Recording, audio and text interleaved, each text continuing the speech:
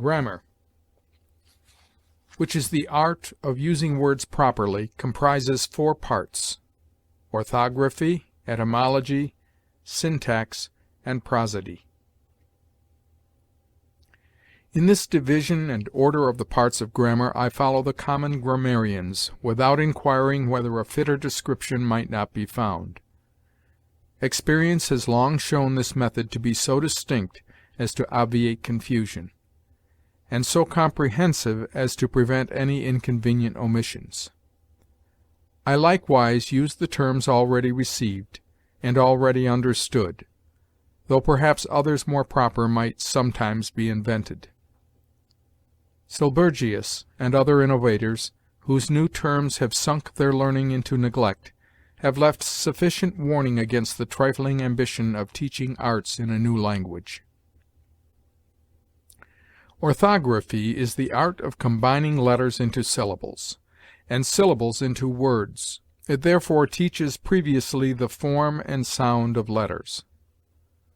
The letters of the English language are A, B, C, D, E, F, G, H, I, J, K, L, M, N, O, P, Q, R, S, T, U, V, W, X, Y, Z. To these may be added certain combinations of letters universally used in printing, as FL, FF, FI, FFI, FFL, and ampersand. Our letters are commonly reckoned 24, because anciently I and J, as well as U and V, were expressed by the same character. But as those letters, which had always different powers, have now different forms, our alphabet may be properly said to consist of 26 letters. Vowels are 5: A, E, I, O, U. Such is the number generally received. But for I, it is the practice to write Y in the end of words, as thy, holy; before I, as from die, dying; from beautify, beautifying. In the words says, days, eyes, and in words derived from the Greek and written originally with Greek Y, as sympathy, Greek sympathia; system, Greek systema. For U we often write W after a vowel to make a diphthong, as raw, grew, view, vow, flowing, lowness. The sounds of all the letters are various. In treating on the letters, I shall not, like some other grammarians, inquire into the original of their form, as an antiquarian, nor into their formation and prolation by the organs of speech, as a mechanic, anatomist, or physiologist, nor into the properties and gradation of sounds, or the elegance or harshness of particular combinations, as a writer of universal and transcendental grammar. I consider the English alphabet only as it is English, and even in this narrow disquisition I follow the example of former grammarians, perhaps with more reverence than judgment, because by writing in English I suppose my reader already acquainted with the English language, and consequently able to pronounce the letters of which I teach the pronunciation. And because of sounds in general it may be observed that words are unable to describe them. An account, therefore, of the primitive and simple letters is useless, almost alike to those who know their sound, and those who know it not. Of vowels. A. A has three sounds: the slender, open, and broad. A slender is found in most words as face, main, and in words ending in ation, as creation, salvation, generation. The a slender is the proper English a, called very justly by Erpenius in his Arabic grammar a Anglicum cum emistum, as having a middle sound between the open a and the e. The French have a similar sound in the word pays, and in their e masculine. A open is the a of the Italian, or nearly resembles it, as father, rather, congratulate, fancy, glass. A broad resembles the a of the German, as all, wall, call. Many words pronounced with a broad were anciently written with au, as salt, malt, and we still say fault, vault. This was probably the Saxon sound, for it is yet retained in the northern dialects, and in the rustic pronunciation, as mon for man, hond for hand. The short a approaches to the a open, as grass. The long a, if prolonged by e at the end of the word, is always slender, as graze, fame. A forms a diphthong only with I or Y, and U or W. AI or AY, as in plain, wane, gay, clay, has only the sound of the long and slender a, and differs not in the pronunciation from plane, wane. AU or AW has the sound of the German a, as raw, naughty. AE is sometimes found in Latin words not completely naturalized or assimilated, but is no English diphthong, and is more properly expressed by single e, as Caesar, Aeneas. E. E is the letter which occurs most frequently in the English language. E is long, as in seen, or short, as in cellar, separate, celebrate, men, then. It is always short before a double consonant or two consonants, as in vex, perplexity, relent, meddler, reptile, serpent, cellar, cessation, blessing, fell, felling, debt. E is always mute at the end of a word, except in monosyllables that have no other vowel, as the, or proper names as Penelope, Phoebe, Derby. Being used to modify the foregoing consonants, as since, once, hedge, oblige, or to lengthen the preceding vowel, as ban, bane, can, cane, pin, pine, ton, tune, rub, rube, pop, pope, fur, fire, cur, cure, tub, tube. Almost all words which now terminate in consonants ended anciently in e, as year, yeare, wildness, wildnesse, which e probably had the force of the French e feminine, and constituted a syllable with its associate consonant. For in old editions words are sometimes divided thus: cleare, felle, knowled, ge. This e was perhaps for a time vocal or silent in poetry as convenience required, but it has been long wholly mute. Camden, in his Remains, calls it the silent e.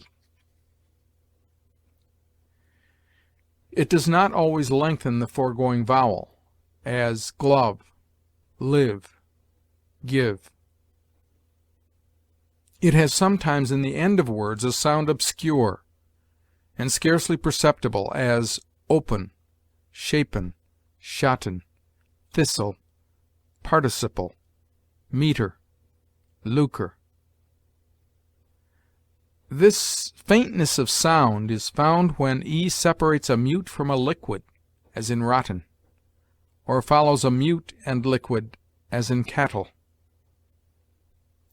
E forms a diphthong with a as near, with I as deign, receive, and with u or w as new, stew. Ea sounds like e long, as mean, or like ee, as dear, clear, near. Ei is sounded like e long, as sees, perceiving. Eu sounds as u long and soft. E, a, u are combined in beauty and its derivatives, but have only the sound of u. E may be said to form a diphthong by reduplication, as agree, sleeping.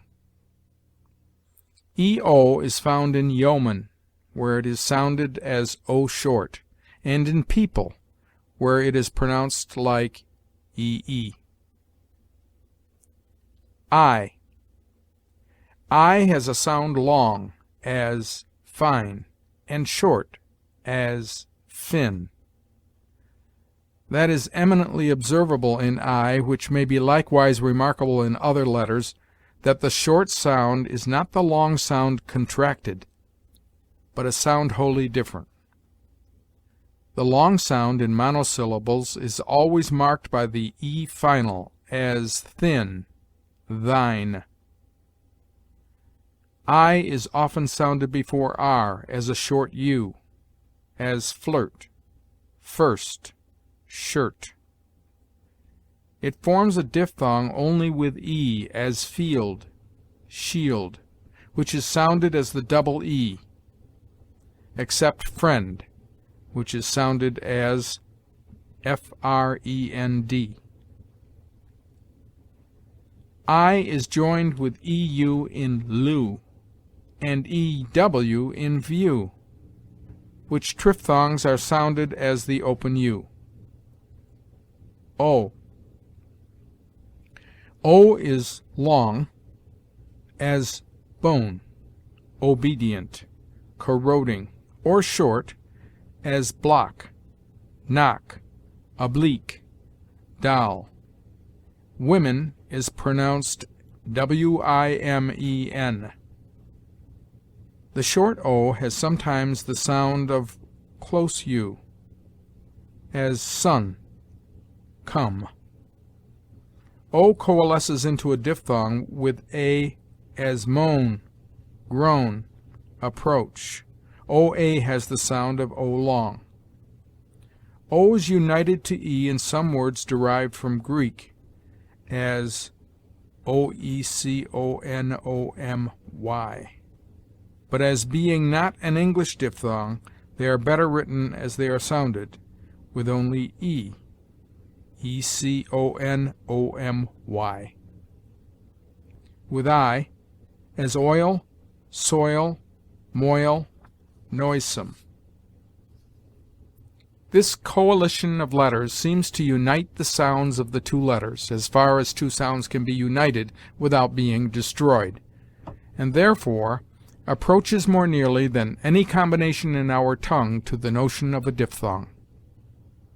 With o as boot, hoot, cooler, oo has the sound of the Italian u. With u or w as hour, power, flower, but in some words has only the sound of o long, as in soul, bowl, sow, grow. These different sounds are used to distinguish different significations, as bow, an instrument for shooting; bow, a depression of the head; sow, the she of a boar; sow, to scatter seed; bowel, an orbicular body; bowl, a wooden vessel. OU is sometimes pronounced like O soft, as quart; sometimes like O short, as cough; sometimes like U close, as could; or U open, as rough, tough, which use only can teach. OU is frequently used in the last syllable of words which in Latin end in OR and are made English, as HONOUR, LABOUR, FAVOUR, from honor, labor, favor. Some late innovators have ejected the u, without considering that the last syllable gives the sound neither of or nor ur, but a sound between them, if not compounded of both. Besides that, they are probably derived to us from the French nouns in eur, as honneur, faveur. U. U is long in use, confusion, or short, as us, concussion. It coalesces with a, e, I, o, but has rather in these combinations the force of the w consonant, as quaff, quest, quit, quite, languish. Sometimes in ui the I loses its sound, as in juice. It is sometimes mute before a, e, I, y, as guard, guest, guise, by. U is followed by e in virtue, but the e has no sound. ue is sometimes mute at the end of a word, in imitation of the French, as prorogue, synagogue, plague, vague, harangue. Y. Y is a vowel, which, as Quintilian observes of one of the Roman letters, we might want without inconvenience, but that we have it.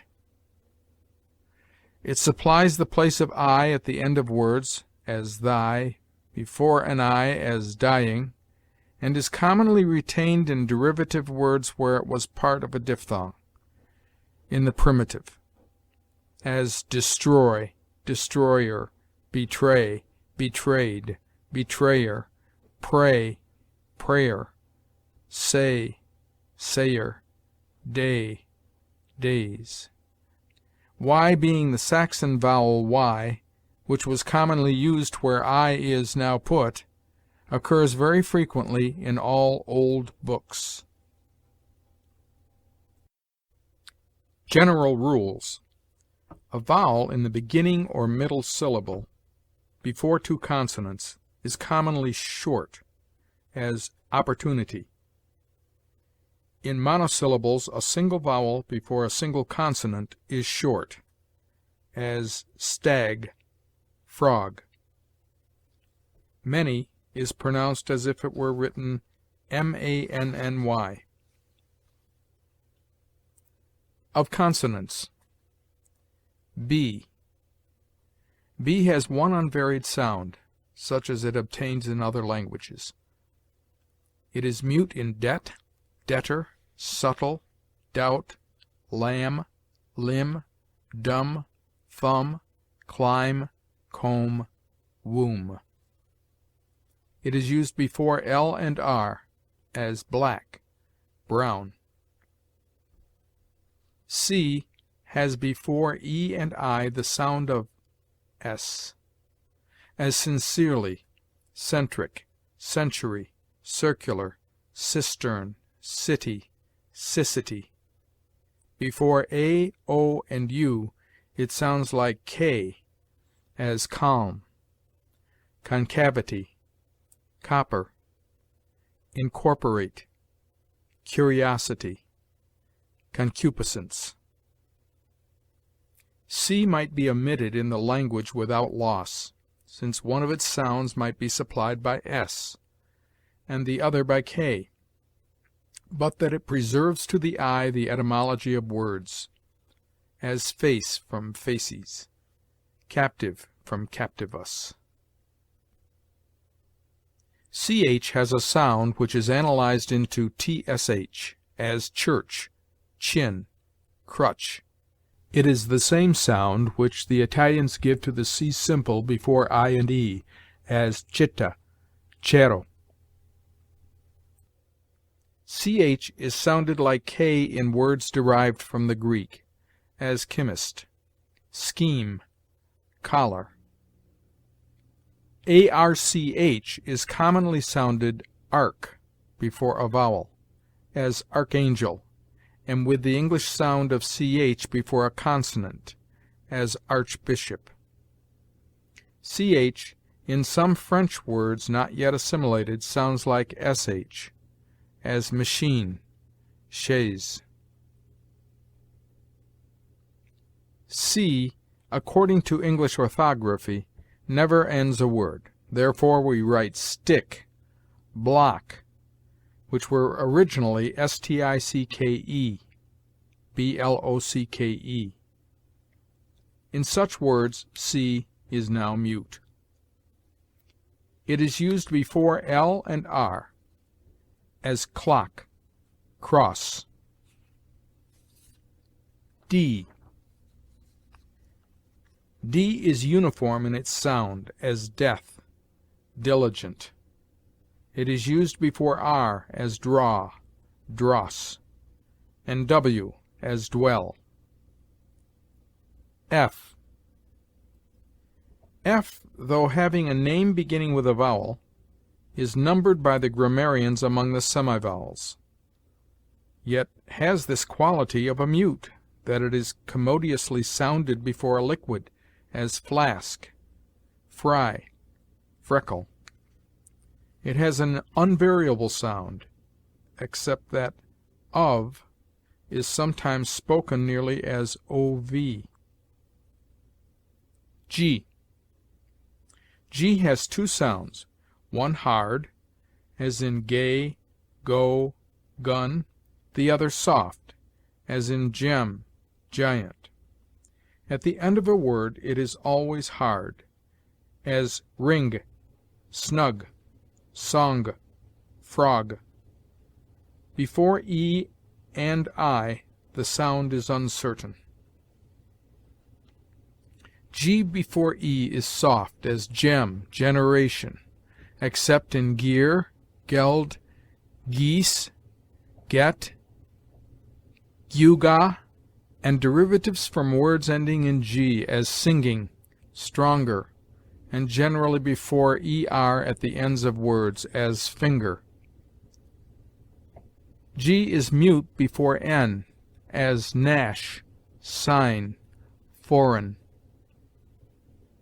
G before I is hard, as give, except in giant, gigantic, gibbet, jibe, giblets, giles, gill, gilliflower, gin, ginger, jingle, to which may be added Egypt and gypsy.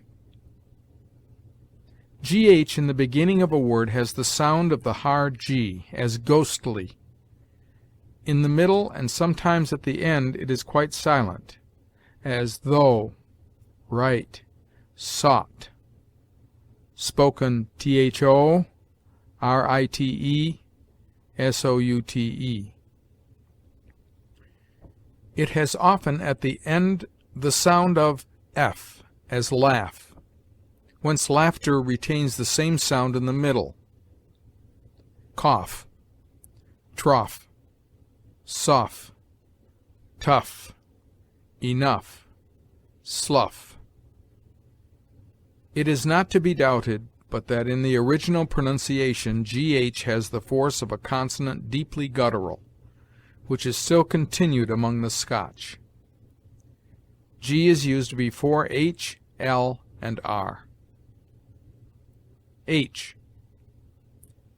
H is a note of aspiration, and shows that the following vowel must be pronounced with a strong emission of breath, as hat, horse. It seldom begins any but the first syllable, in which it is always sounded with a full breath, except in heir, herb, ostler, honor, humble, honest, humor, and their derivatives.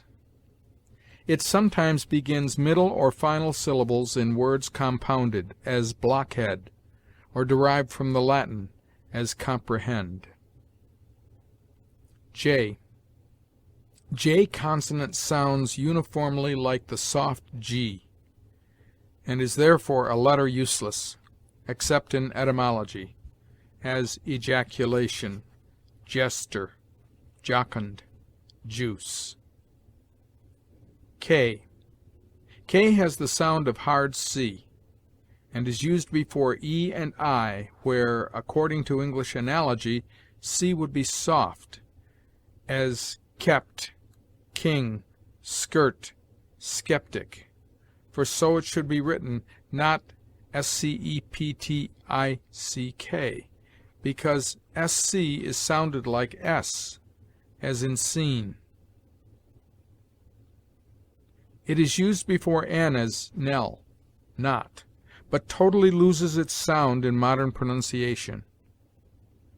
K is never doubled, but C is used before it to shorten the vowel by a double consonant, as cockle, pickle. L. L has in English the same liquid sound as in other languages. The custom is to double the L at the end of monosyllables, as kill, will, full. These words were originally written K-I-L-L-E, W-I-L-L-E, F-U-L-L-E. And when the E first grew silent, and was afterward omitted, the LL was retained to give force, according to the analogy of our language, to the foregoing vowel. L is sometimes mute, as in calf, half, halves, calves, could, would, should, psalm, talk, salmon, falcon. The Saxons, who delighted in guttural sounds, sometimes aspirated the L at the beginning of words, as HLAF, a loaf, or bread. HLAFORD, a lord, but this pronunciation is now disused. LE, at the end of words, is pronounced like a weak EL, in which the E is almost mute, as table, shuttle. M. M has always the same sound, as murmur, monumental. N. N has always the same sound, as noble, manners. N is sometimes mute after M, as damn, condemn, hymn. P. P has always the same sound, which the Welsh and Germans confound with B. P is sometimes mute, as in psalm, and between M and T as tempt. PH is used for F in words derived from the Greek, as philosopher, philanthropy, Philip, Q. Q, as in other languages, is always followed by U, and has a sound which our Saxon ancestors well expressed by CW, as quadrant, queen, equestrian, quilt, inquiry, choir, quotidian. QU is never followed by U. QU is sometimes sounded in words derived from the French, like K, as conquer, liquor, risque, checker. R. R has the same rough, snarling sound as in the other tongues. The Saxons used often to put H before it, as before L at the beginning of words. RH is used in words derived from the Greek, as myrrh, murrhine, kataras, rheum, rheumatic, rhyme. RE at the end of some words derived from the Latin or French is pronounced like a weak ER, as theater, sepulcher. S. S has a hissing sound, as sibilation, sister. A single S seldom ends any word, except in the third person of verbs, as loves, grows, and the plurals of nouns, as trees, bushes, distresses. The pronouns this, his, ours, yours, us, the adverb thus, and words derived from Latin, as rebus, surplus, the close being always either in se, as house, horse, or in ss, as grass, dress, bliss, less, anciently grasse, dresse. S single at the end of words has a grosser sound, like that of z, as trees, eyes, except this, thus, us, rebus, surplus. It sounds like z before ion if a vowel goes before it, as intrusion, and like s if it follows a consonant, as conversion. It sounds like z before e mute, as refuse, and before y final, as rosy, and in those words bosom, desire, wisdom, prison, prisoner, present, present, damsel, casement. It is the peculiar quality of s that it may be sounded before all consonants, except x and z, in which s is comprised, x being only ks, and z a hard or gross s. This s is therefore termed by grammarians sua potestatis littera, the reason of which the learned Dr. Clarke erroneously supposed to be that in some words it might be doubled at pleasure. Thus we find in several languages, Greek, spanimi, scatter, stegno, strucciolo, spaviare, Greek, sphinx, scombrare, scranare, shake, slumber, smell, snipe, space, splendor, spring, squeeze, shrew, step, strength, stramen, stripe, sventura, swell. S is mute in isle, island, domain, viscount. T. T has its customary sound, as take, temptation.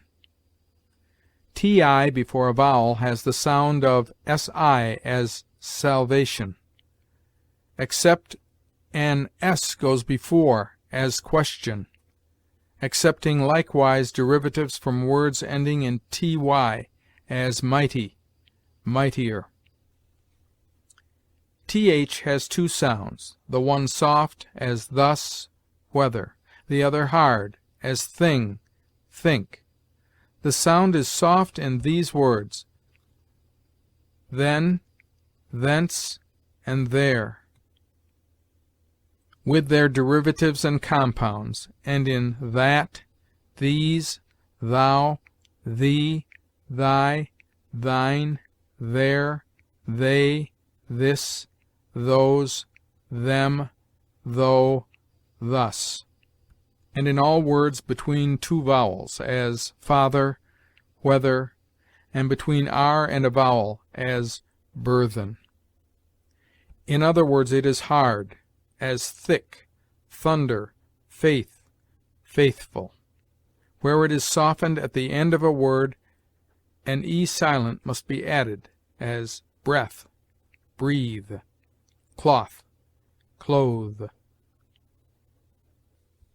V. V has a sound of near affinity to that of f, as vain, vanity. From f in the Icelandic alphabet, v is only distinguished by a diacritical point. W. Of w, which in diphthongs is often an undoubted vowel, some grammarians have doubted whether it ever be a consonant, and not rather, as it is called, a double u, or ou, as water may be resolved into ouater. But letters of the same sound are always reckoned consonants in other alphabets, and it may be observed that w follows a vowel without any hiatus or difficulty of utterance, as frosty winter. WH has a sound accounted peculiar to the English, which the Saxons better expressed by HW, as what, whence, whiting. In whore only, and sometimes in wholesome, WH is sounded like simple H. X. X begins no English word. It has the sound of KS, as axle, extraneous. Y. Y, when it follows a consonant, is a vowel. When it precedes either a vowel or a diphthong, is a consonant, as ye, young. It is thought by some to be in all cases a vowel, but it may be observed of y, as of w, that it follows a vowel without any hiatus, as rosy youth.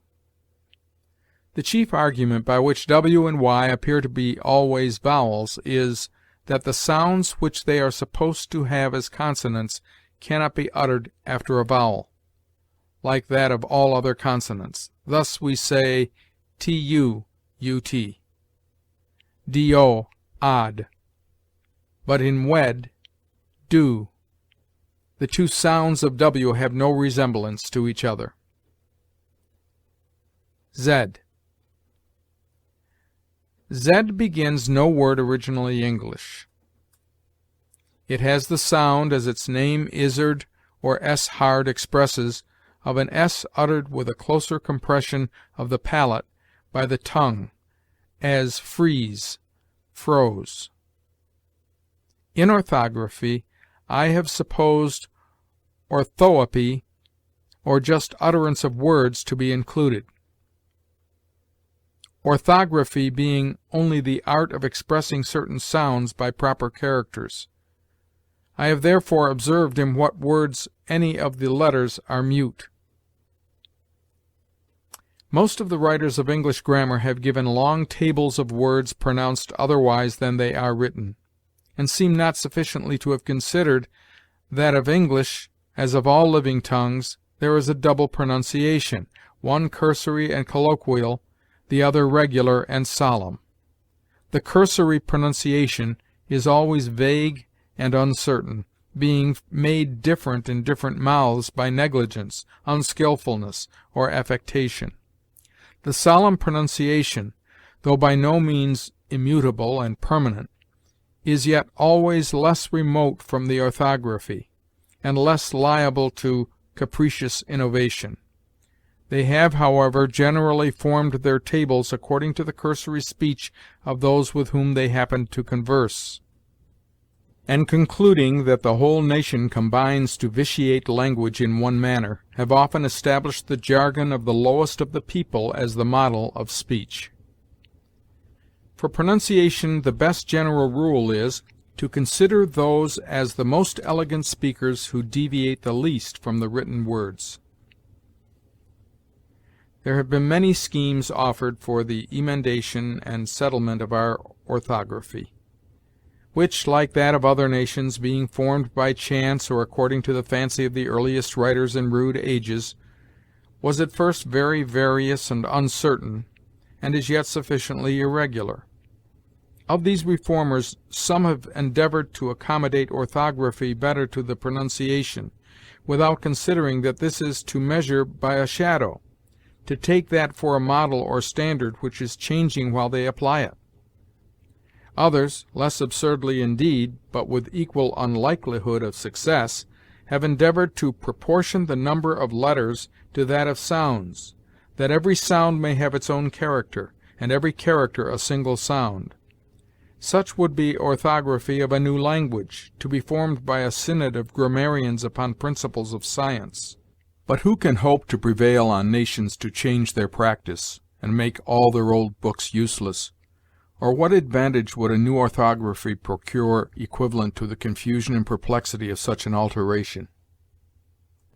Some ingenious men, indeed, have endeavored to deserve well of their country by writing honor and labor for honour and labour, red for read in the preter tense, sais for says, repete for repeat, explane for explain, or declame for declaim.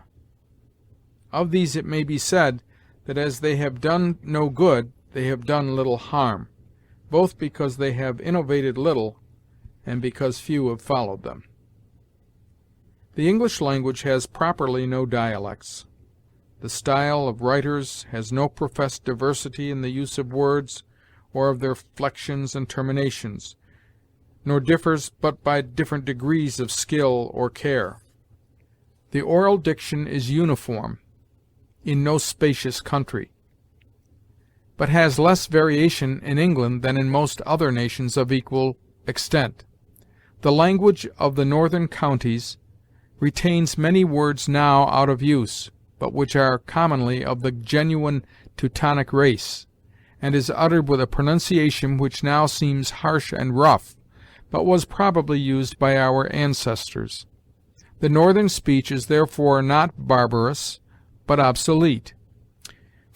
The speech in the western provinces seems to differ from the general diction rather by a depraved pronunciation than by any real difference which letters would express. Etymology.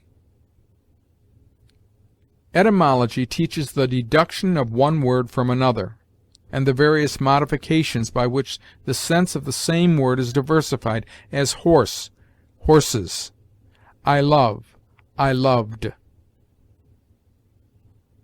Of the article.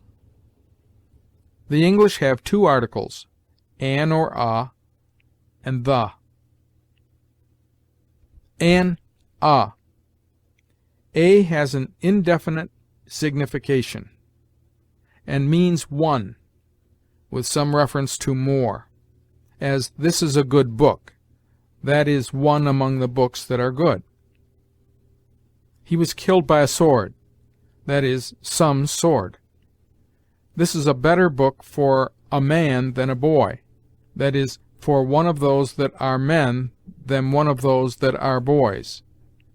An army might enter without resistance, that is, any army. In the senses in which we use a or an in the singular, we speak in the plural without an article, as these are good books. I have made an the original article because it is only the Saxon an, or aen, one, applied to a new use, as the German ein and the French un, the n being cut off before a consonant in the speed of utterance. Grammarians of the last age direct that an should be used before h, whence it appears that the English anciently aspirated less.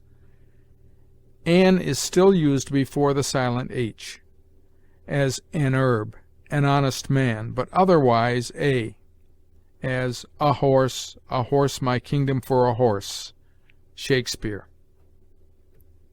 An or a can only be joined with a singular. The correspondent plural is the noun without an article, as I want a pen, I want pens, or with the pronominal adjective some, as I want some pens. The has a particular and definite signification. The fruit of that forbidden tree whose mortal taste brought death into the world. Milton. That is, that particular fruit and this world in which we live. So, he giveth fodder for the cattle, and green herbs for the use of man, that is, for those beings that are cattle, and his use that is man. The is used in both numbers. I am as free as nature first made man, ere the base laws of servitude began, when wild in woods the noble savage ran. Dryden.